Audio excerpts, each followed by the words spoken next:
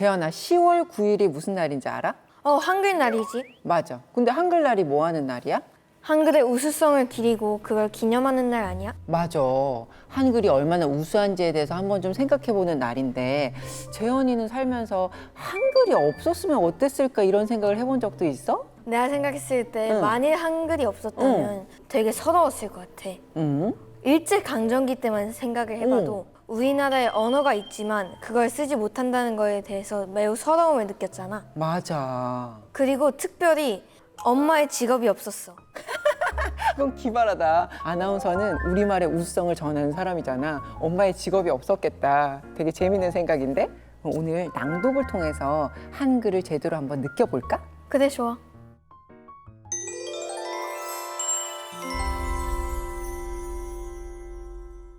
학교가 끝나자마자 문구점으로 갔다.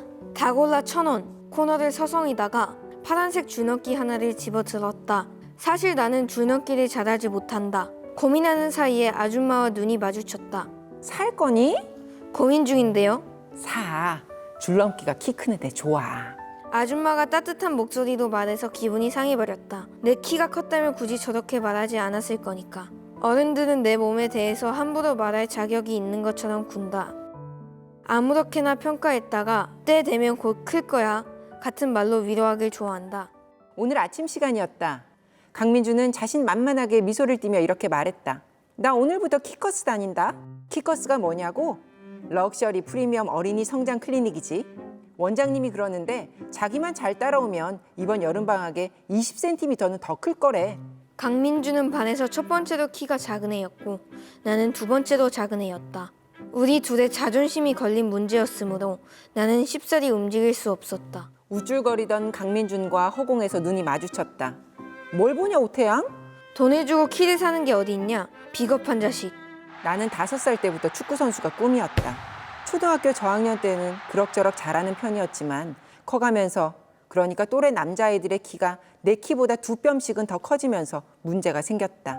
몸싸움에서 밀리고 태클에 쉽게 당하고 골키퍼 포지션은 시도조차 어려워진 거다. 5학년이 되면서는 장래희망 한 칸에 축구선수라고 쓰지도 않았다.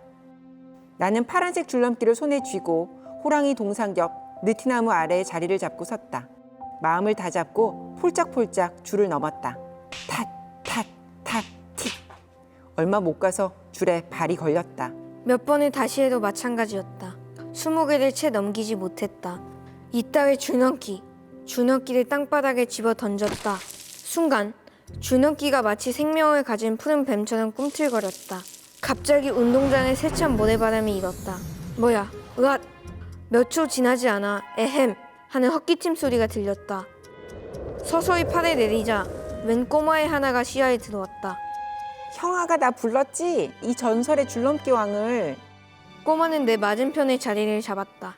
그 애가 위도를 슬쩍 들어올리자 앙증맞은 배꼽과 함께 가는 허리춤에 감겨있는 파란색 줄넘기가 눈에 들어왔다. 내 거랑 똑같은 상표의 줄넘기였다. 줄넘기 왕도 다 골라 1,000원 줄넘기를 쓰는군. 나는 속으로 이죽거렸다. 요란한 준비 운동을 끝낸 꼬마는 줄을 아주 빠르게 쌩쌩 2번씩 돌렸다. 그건 평범한 2단 뛰기가 아니었다. 침이 꼴깍 삼켜졌다. 나도 다시 줄을 잡고 탓탓탓 틱. 내 발에 줄이 걸리자마자 꼬마가 기다렸다는 듯 줄넘기를 멈추고 나를 빤히 보았다. 팔에 힘을 풀고 앞발로만 사뿐사뿐하게. 아까부터 줄넘기 왕이라고 하는데 그게 뭐 자격증 같은 게 있어? 그런 건 없어. 줄넘기 왕은 그냥 줄넘기 왕이야. 그럼 그렇지. 피식 웃음이 나오면서 나도 잃어버렸던 여유를 되찾았다.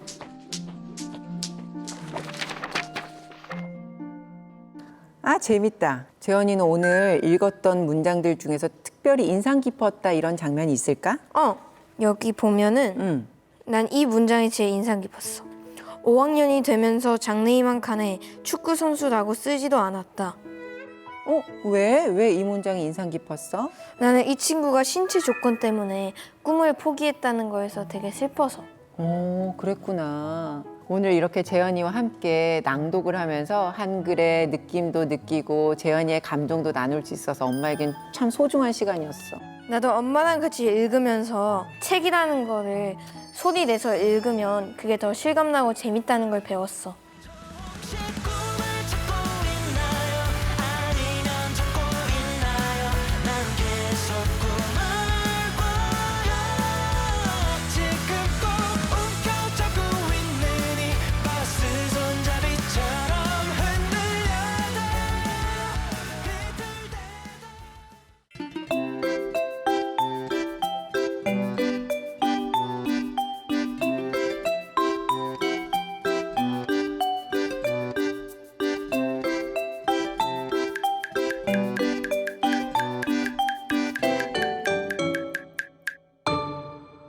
하윤아, 마음속에서는 느껴지는데 어떤 말로 어떻게 표현해야 될지 몰라서 답답했던 적이 있어? 응, 여러 번. 여러 번 있었구나. 그러면 우리 어떤 말로 어떻게 마음을 표현할 수 있는지 마음 사전을 한번 찾아볼까? 응.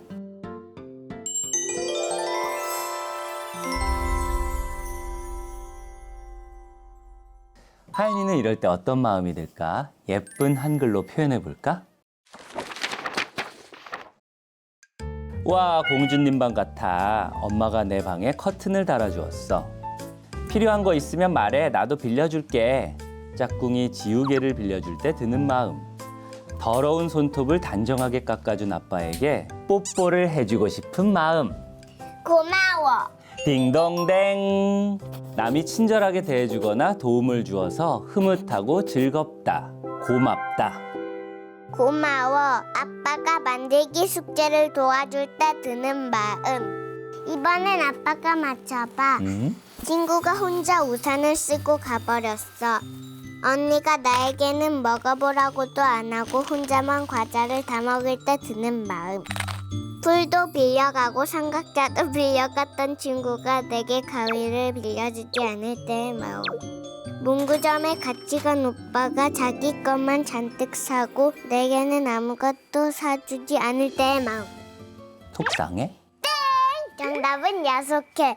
쌀쌀맞게 행동하는 사람이 마음에 들지 않다. 야속하다. 아빠는 하윤이가 힌트를 주지 않아서 틀린 것 같아. 야속해. 자, 세 번째 마음은 어떤 마음일까?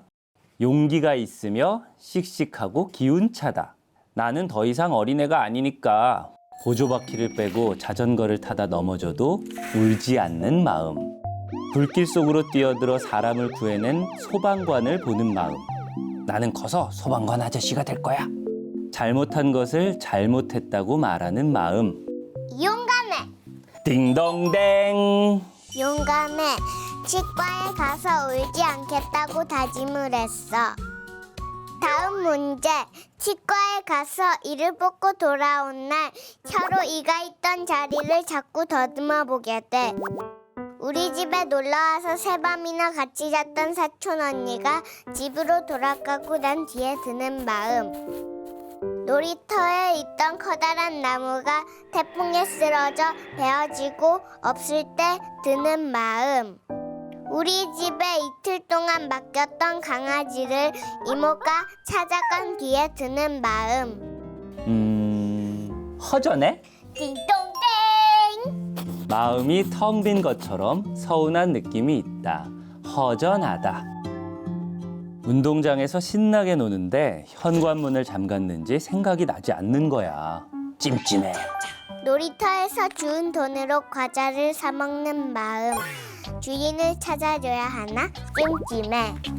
숙제를 하다 말고 놀러 나갈 때 드는 마음. 찜찜해. 아빠가 발가락을 만지다가 귤을 까서 줄 때의 마음. 자, 찜찜해. 만족스럽지 못하거나 걱정스러운 일로 마음에 걸리는 데가 있다. 찜찜하다. 치과 의사 선생님이 충치가 없다고 말해주었어. 7, 8, 9, 10, 11. 우와! 처음으로 줄넘기를 10개도 넘게 했을 때의 마음. 좋아하는 친구의 생일 파티에 초대받았을 때 드는 마음. 퇴근하는 아빠가 들고 온 케이크를 보고 폴짝폴짝 뛰는 마음. 기뻐! 바라는 일이 이루어져 기분이 좋고 즐겁다. 기쁘다. 오늘 이렇게 하윤이랑 같이 크게 책도 읽고 바라는 일이 이루어져 기분이 좋고 즐겁다. 하윤이는 어떤 마음 표현이 제일 마음에 들었어? 찜찜해. 찜찜해. 아빠가 귤을 줘서 그랬구나. 아빠는 오늘 하윤이랑 같이 책을 크게 읽을 수 있어서 정말 기뻤어. 나도 기뻤어. 웃음이 터지면 그건 너 쿵 내려앉으면은 그건 너 축 머금고 있다면 그건 너 둥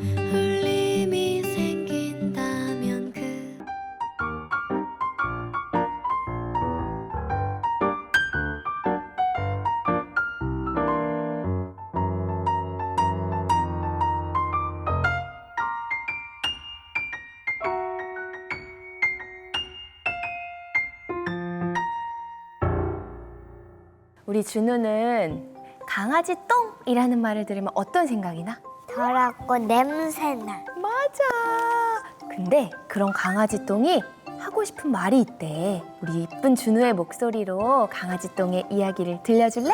아, 강아지 똥. 도린의 흰둥이가 똥을 놓았어요. 골목길 단밑 구석 쪽이에요. 흰둥이는 조그만 강아지니까 강아지 똥이에요. 날아가던 참새 한 마리가 보더니 강아지 똥 곁에 내려앉아 콕콕 쪼면서 똥, 똥, 에그 더러워 하면서 날아가 버렸어요. 뭐야, 내가 똥이라고 더럽다고? 강아지 똥은 화도 나고 서러워서 눈물이 나왔어요. 바로 저만치 소달구지 바퀴자국에서 뒹굴고 있던 흙덩이가 곁눈질로 흘끔 쳐다보고 빙긋 웃었어요. 뭔 때문에 웃니? 넌 강아지 똥이 화가 나서 대들듯이 물었어요. 똥을 똥이라 않고 그럼 뭐라 부르니? 넌 똥 중에서도 가장 더러운 개똥이야. 강아지 똥은 그만 으앙 울음을 터뜨려 버렸어요. 강아지 똥아, 내가 잘못했어. 그만 울지 마. 흙덩이가 정답게 강아지 똥을 달래었어요. 그런데 왜 여기 와서 뒹굴고 있니? 강아지 똥이 물었어요. 지난 여름 비가 내리지 않고 가뭄이 무척 심했지. 그때 내가 키우던 아기 고추를 끝까지 살리지 못하고 죽게 해버렸단다. 어머나 가여워라. 그때 저쪽에서 소달구지가 덜컹거리며 오더니 갑자기 멈추었어요. 아니, 이건 우리 밭 흙이잖아. 어제 싣고 오다가 떨어뜨린 모양이군. 도로 밭에다 갖다 놓아야지. 소달구지 아저씨는 흙덩이를 소중하게 주워 담았어요. 소달구지가 흙덩이를 싣고 가버리자 강아지 똥 혼자 남았어요. 난 더러운 똥인데 어떻게 착하게 살 수 있을까? 아무짝에도 쓸 수 없을 텐데. 강아지 똥은 쓸쓸하게 혼자서 중얼거렸어요. 준우는 쓸쓸한 게 뭔지 알아? 엄마가 나 두고 회사 갔을 때. 엄마가 준우 두고 회사 나갈 때 준우 쓸쓸하구나. 그러면 우리 쓸쓸해진 강아지 똥 얘기를 한번 계속 들어볼까? 응. 겨울이 가고 봄이 왔어요. 어미닭 한 마리가 병아리 12마리를 데리고 지나다가 강아지 똥을 들여다봤어요. 앞만 봐도 먹을 만한 건 아무것도 없어. 모두 찌꺼기뿐이야. 어미닭이 고개를 절레절레 흔들며 그냥 가버렸어요. 보슬보슬 봄비가 내렸어요. 강아지 똥 앞에 파란 민들레 싹이 돋아났어요. 너는 뭐니? 강아지 똥에 물었어요. 난 예쁜 꽃을 피우는 민들레야. 얼마만큼 예쁘니? 하늘의 별만큼 고우니? 그래, 방실방실 빛나. 그래, 그렇구나. 강아지 똥은 민들레가 부러워 한숨이 나왔어요. 그런데 한 가지 꼭 필요한 게 있어. 내가 거름이 돼줘야 한단다. 내가 거름이 되다니. 내 몸뚱이를 고스란히 녹여 내 몸속으로 들어와야 해. 그래야만 별처럼 고운 꽃이 핀단다. 어머나, 그러니 정말 그러니 강아지 똥을 얼마나 기뻤던지 민들레 싹을 힘껏 껴안아 버렸어요. 비는 사흘 동안 내렸어요. 강아지 똥은 온몸이 비에 맞아 자디잘게 부서졌어요.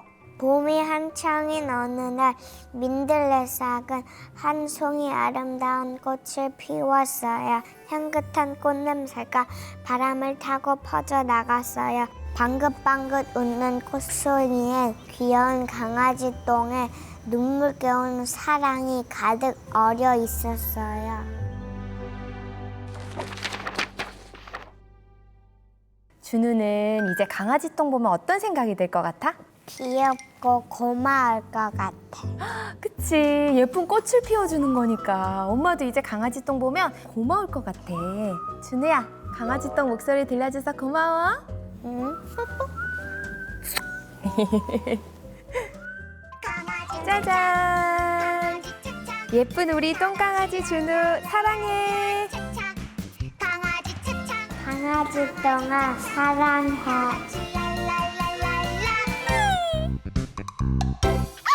킁킁킁킁 아지아지 오 너무 예뻐.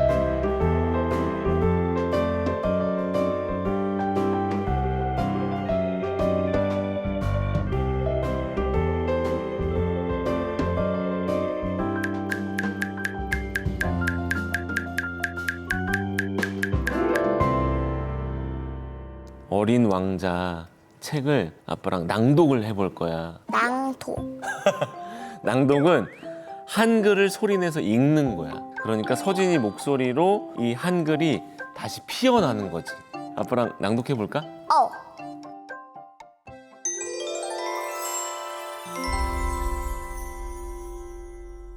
우주의 여러 별을 여행하던 어린 왕자가 5번째 별에 도착했어요. 별들 중 가장 작은 별이었다. 그저 가로등 하나와 가로등 켜는 사람 하나가 서 있을 만한 자리밖에 없었다. 하늘 한 구석, 집도 없고 사람도 없는 별에 가로등과 가로등 켜는 사람이 무슨 소용이 있는 것인지 어린 왕자로서는 도무지 이해할 수가 없었다. 안녕? 왜 지금 가로등을 껐어? 명령이야. 좋은 아침. 영영이 뭔데? 이 가로등을 끄라는 거지. 잘 자. 그러고 나서 점등이는 다시 가로등을 켰다. 그런데 왜 또 금방 가로등을 다시 켰어? 명령이야. 무슨 소린지 도무지 모르겠군. 이해하려 할 것 없어. 명령은 명령이니까. 좋은 아침. 그러고는 가로등 켜는 사람은 가로등을 다시 켰다. 그런 다음 붉은 바둑판 무늬 손수건으로 이마의 땀을 닦았다. 어린 왕자는 그를 바라보았다. 너무나도 명령에 충실한 그 사람이 좋아졌다. 아마도 자기 자신이 아닌 다른 일에 열심이기 때문일 거야. 어린 왕자는 아쉽다는 생각이 들어 한숨을 내쉬며 또 이런 생각을 했다. 내가 친구로 삼을 만한 사람은 저 사람 하나뿐이었는데 하지만 그의 별은 너무 작아. 둘이 서 있을 자리가 없으니.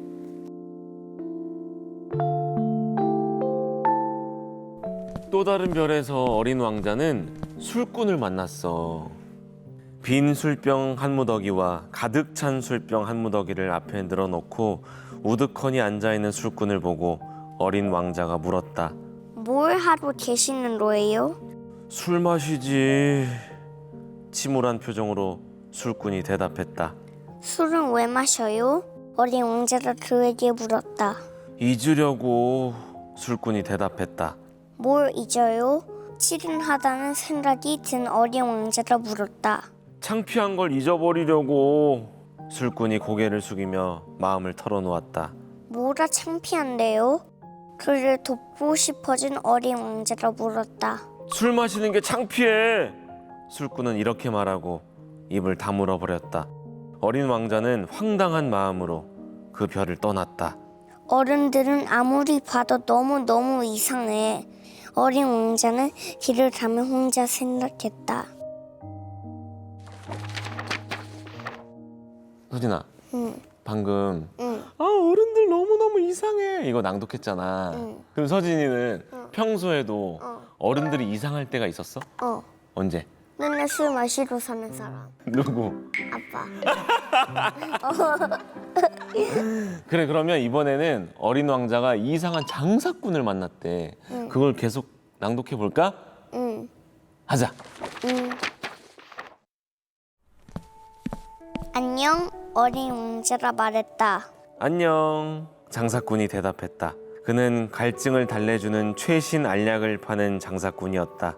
그 약은 한 주일에 한 알씩 먹으면 다시는 목이 마르지 않게 되는 약이었다. 왜 그걸 팔고 있는 거야? 어린 왕자가 물었다. 시간을 엄청나게 절약할 수 있으니까 장사꾼이 말했다. 전문가들이 계산을 해보니까 일주일에 53분이 절약된대. 그 53분을 가지고 뭘 하는데? 하고 싶은 걸 하지 뭐. 만약 내게 마음대로 써도 되는 53분이 있다면 난 샘을 향해 천천히 걸어가겠어.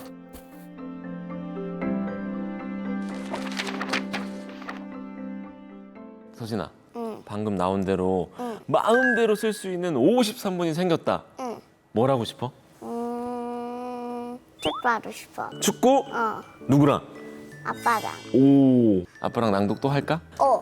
예! 아포. 저기 사라진 별의 자리 어쩌나 이 하얀 빛 한동안은 꺼내 볼 수 있을 거야 아낌없이 반짝인 시간은 조금씩 곁어져 가더라도 너는 맘에 살아 숨 쉴 테니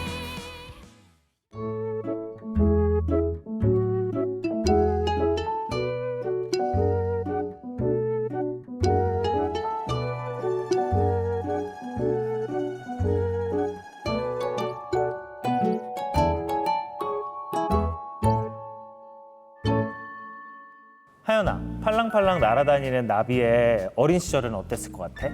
깜찍했을 것 같아. 깜찍? 응. 팔랑팔랑 나비의 어린 시절은 꿈틀꿈틀 애벌레였대. 꿈틀꿈틀? 나비가 되지 못한 노랑 애벌레 얘기를 아빠랑 같이 한번 들어볼까?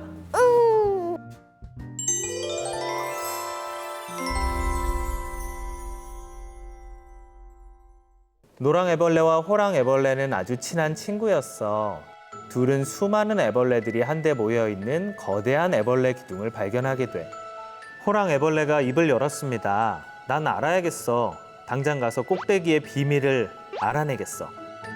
그래도 어쩐지 노랑 애벌레는 무턱대고 행동하기보다는 미심쩍은 채로 그냥 기다리는 편이 더 낫다는 생각이 들었습니다. 그러자 호랑 애벌레는 기둥 위로 올라가기 위해 노랑 애벌레를 떠났습니다. 내가 정말로 원하는 게 도대체 무엇일까? 노랑 애벌레는 한숨을 내쉬었습니다. 그러던 어느 날 노랑 애벌레는 늙은 애벌레 한 마리가 나뭇가지에 거꾸로 매달려 있는 것을 보고 깜짝 놀랐습니다. 그 애벌레는 털투성이 자루 속에 갇혀 있는 듯 했습니다. 공경에 빠지신 것 같은데 제가 도와드릴까요? 노랑 애벌레가 말했습니다. 아니다. 나비가 되려면 이렇게 해야 한단다. 노랑 애벌레는 두근거리는 마음으로 물었습니다. 저 나비가 뭐죠? 나비는 꽃에서 꿀만 빨아 마시고 이 꽃에서 저 꽃으로 사랑의 씨앗을 날라준단다. 나비가 없으면 꽃들도 이 세상에서 곧 사라지게 돼. 노랑 애벌레가 생각에 잠긴 얼굴로 물었습니다. 어떻게 하면 나비가 되죠? 날기를 간절히 원해야 돼. 하나의 애벌레로 사는 것을 기꺼이 포기할 만큼 간절하게. 노랑 애벌레는 망설이다가 물었습니다.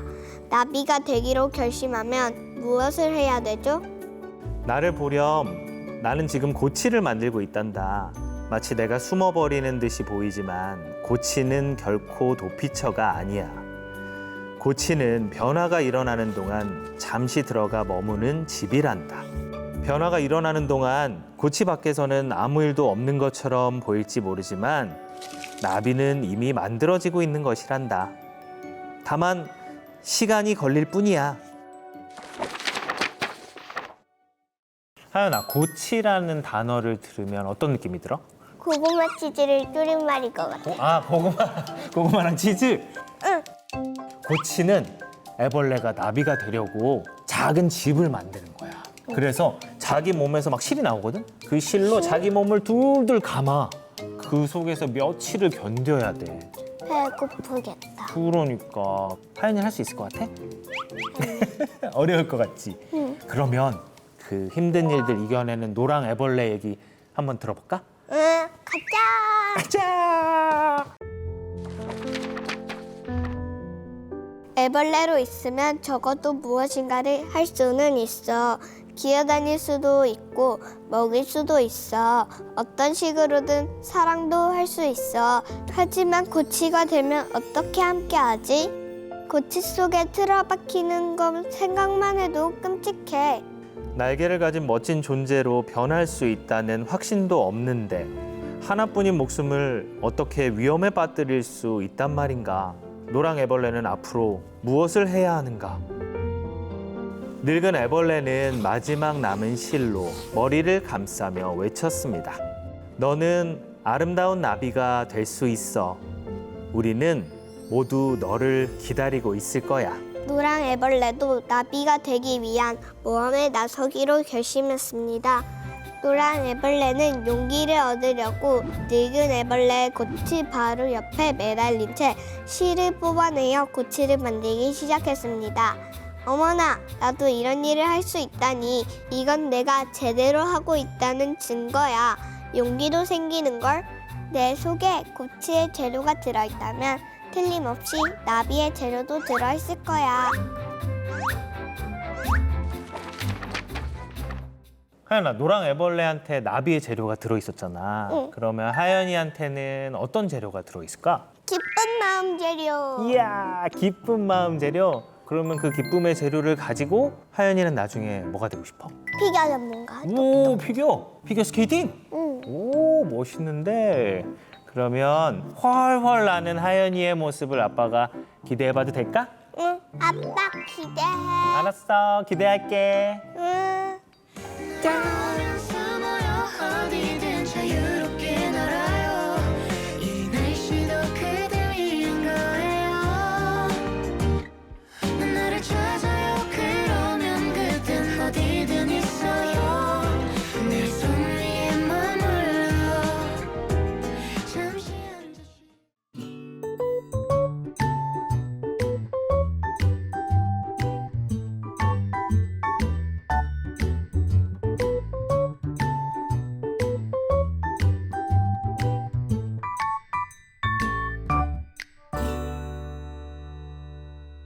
자, 우리가 읽어볼 책이 여기 있는데 우주의 속삭임, 우주의 속삭임.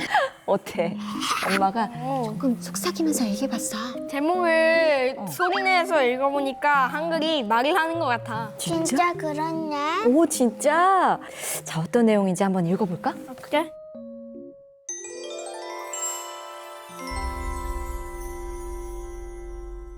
별먼지에는 없는 게 한둘이 아니다.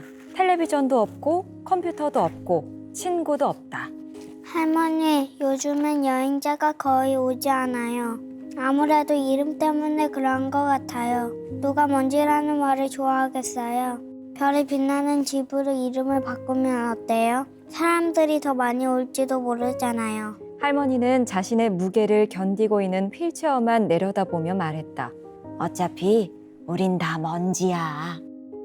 창밖으로 커다란 배낭을 맨 사람이 걸어오는 게 보였다. 피곤해 보이는 남자는 집을 훑어보더니 흔들리는 가판에서 시선을 멈추었다. 나는 유창하지는 않지만 어느 정도의 영어는 할 수 있다. Welcome to the Stardust. 그런데 그 남자가 국어책을 읽는 듯한 발음으로 먼저 물었다. 외계인을 만난 적이 있나요? 외계인이나 UFO를 찾아 여행을 다니는 사람인가 보다. 별먼지라는 이름 때문인지 가끔 이런 손님들이 찾아온다. 남자의 이름은 제로였다. 그때 무척 커다란데 가벼워 보이는 차가 별먼지로 다가왔다. 차 안에서 멋진 정장 차림의 두 사람이 내렸다. 남자인지 여자인지 구분이 되지 않았다. 다만 몸은 삐쩍 말랐고 키가 컸고 피부는 햇빛을 단 한 번도 보지 못한 것 같이 하얗다 못해 창백했다. 두 사람은 휠체어에 앉은 할머니 앞에 섰다. 늦었지만 당첨을 축하드립니다. 당첨이라는 말에 정신이 번쩍 들었다. 복권, 할머니가 정말로 복권에 당첨된 건가요? 50년 전 당첨된 우주 복권의 선물이 전달하러 왔습니다. 우와! 지금 책 읽다가 엄마가 재밌는 단어를 발견했다. 번쩍, 삐쩍, 쩍쩍. 같은 글자가 들어가는데 한 글자 차이로 완전히 다른 뜻이 되네. 재밌게 몸으로 표현해보는 건 어떨까? 삐쩍, 삐쩍, 삐쩍, 삐쩍, 삐쩍, 삐쩍, 삐쩍. 자, 그 다음에 번쩍! 반짝, 반짝. 그럼 근데 엄마가 갑자기 궁금해진다. 50년 전에 당첨된 우주복권의 선물이 무엇일까? 글쎄. 읽어보면 알겠지. 같이 읽어보자. 그런데 그것은 내 예상과 달리 돈이 아니었다. 건축 자재를 잔뜩 실은 대형 트럭이 도착하더니 많은 사람이 나타나 일하기 시작했다. 사람들은 별먼지 앞 공터에 무언가를 짓기 시작했다. 드디어 우주로 가는 길을 만드는 첫 삽이 떴습니다. 멋지죠? 우주로 가는 길이요? 꼭 집을 짓는 것 같은데요. 저건 집이 아닙니다. 옛날에 흥부라는 착한 사람이 제비를 구해주고 박씨를 받았대요. 커다란 박이 열리고 그 박을 타자 금은보화가 쏟아져 나왔어요. 또 다른 박에서는 사람들이 나와서 집을 지어주고 일을 해줬대요. 지금 저 모습이 꼭 그거 같아요. 그건 함께 살 지구인을 선택하고 정착금을 나눈 겁니다. 제로의 얼굴은 진지했다. 또 어떤 얘기에는요, 엄마를 기다리던 착한 오누이가 호랑이에게 쫓겨 나무 위까지 올라갔대요. 오누이가 기도를 하니까 하늘에서 튼튼한 동아줄이 달린 두레박이 내려왔어요. 오누이는 그 두레박을 타고 하늘에 올라가서 해와 달이 되었대요. 그건 우주 엘리베이터입니다. 며칠 지나지 않아 제로가 말한 우주로 가는 길이 윤곽을 드러냈다. 그것은 우리 집 앞 공터를 단단하게 다지고 그 위에 하늘을 향해 높다랗게 올린 철탑이었다. 지금까지 50년이나 기다렸단다. 나는 이제 곧 오로타로 가게 될 거야. 그럼 저도 같이 가요. 너에겐 여기에서 보낼 더 많은 시간과 기회가 있단다. 너에게 주어진 시간과 기회를 향해 한 발 앞으로 나아가야지. 얼마 후 눈부신 빛이 사라졌다. 할머니는 반짝이는 별먼지가 되어 우주로 떠났다. 내 옆에는 그동안 할머니의 중력을 버텨낸 휠체어만 남았다.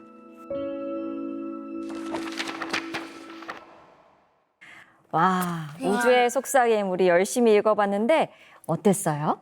소리내서 읽어보니까 실감이 나고 이해가 더 잘 됐어. 앞으로도 우리 한글 많이 읽어줄까? 그래. 좋았어.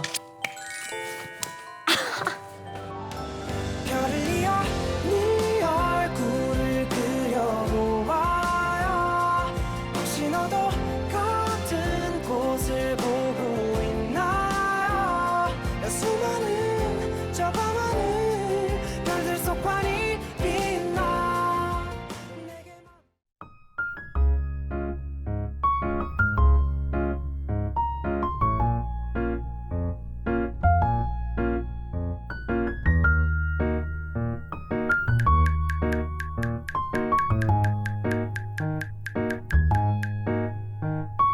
범민아, 한글로 써서 표현할 수 있는 게 뭐가 있을까? 색깔? 색깔. 그러면 범민이 마음을 어떤 색깔로 표현할 수 있어? 맑은 파란색? 너의 마음이 맑다는 거니? 응. 아, 그래. 근데 그런 색깔 말고도 이렇게 범민이 마음, 아빠 마음, 엄마 마음 이런 것도 한글로 다 표현할 수가 있어. 심지어 이 긴긴 밤 이 책에서는 흰바위 코뿔소 그리고 펭귄의 마음까지도 표현했어. 그러면 이 책을 소리내서 아빠랑 같이 읽어볼까? 응.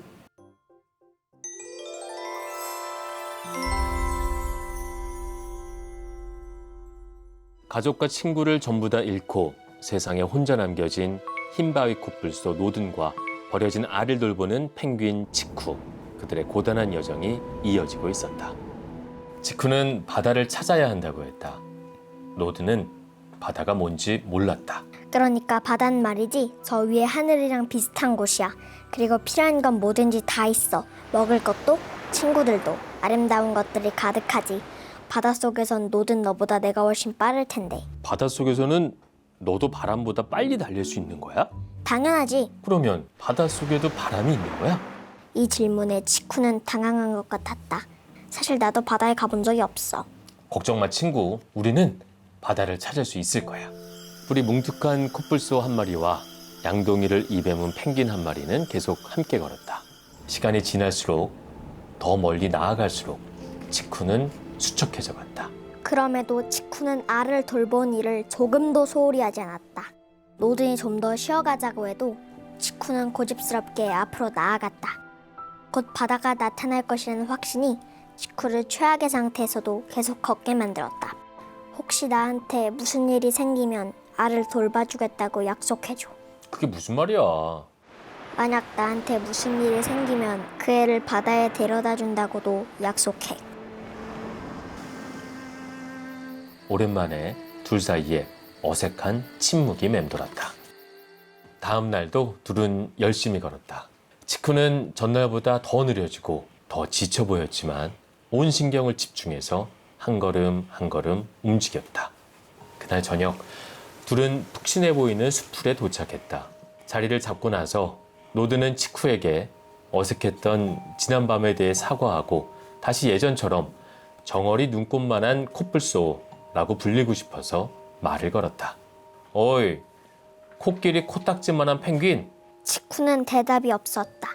슬쩍 살펴보니 치쿠는 알을 품은 채 오랜만에 곤히 잠들어 있었다. 노든도 오랜만에 깊은 잠에 빠졌다. 다음날 아침 평소와 다르게 노든이 먼저 눈을 떴다. 치쿠는 아직도 자고 있었다. 노든 저 펭귄이 어지간히도 피곤했나 보다 싶어서 한 번쯤은 먼저 일어난 모습을 보여주고 싶어서 치쿠를 코로 툭툭 건드렸다. 그러자 치쿠의 몸이 스르르 옆으로 쓰러지더니 부리를 흙바닥에 처박은 채 움직이지 않았다. 치쿠가 죽었다. 노드는 움직일 수가 없었다. 머릿속이 하얘졌다. 범민아, 여기서 머릿속이 하얘졌다 이런 문장이 나오잖아. 응. 그 문장 들으니까 어떤 느낌으로 다가왔어? 노든이 치쿠가 없어져서 세상을 모두 잃은 것 같은 느낌이었고 앞이 아무것도 안 보이는 느낌이었을 것 같아. 그렇지. 그럼 이제 다시 혼자가 돼서 머릿속이 하얗고 눈앞이 깜깜해진 노든의 이야기를 다시 낭독해보자. 노드는 쓰러져 있는 치쿠를 멍하게 바라보았다. 문득 발이 닿는 따뜻한 촉감에 현실로 돌아왔다. 고개를 내려보니 치쿠가 품던 알이었다. 치쿠와의 약속이 떠올랐다. 어느덧 하늘이 어두워졌다. 노드는 고개를 들어 하늘을 올려다보았다. 반짝이는 별들과 연한 구름들이 보였다. 오늘도 긴 밤이 될 것이다. 하늘의 별을 바라보느라 노드는 알이 살짝 움직이는 것을 알아채지 못했다. 조금씩 알에 금이 가기 시작했다. 그리고 마침내 작은 부리가 껍질을 깨고 모습을 드러내었다. 그렇게 내가 태어났다. 범민아, 오늘 우리가 낭독한 문장 중에 가장 기억에 남는 문장이 뭐야? 그렇게 내가 태어났다? 왜 인상적이야? 그렇게 큰 노력 때문에 내가 태어났다는 게 조금 감동받았어. 아빠는 오늘 범민이하고 책 한 권을 이렇게 낭독하니까 기억에 오래 남을 것 같고 정말 좋았어. 나도 좋았어. 하이파이브 한번 하자. 아이.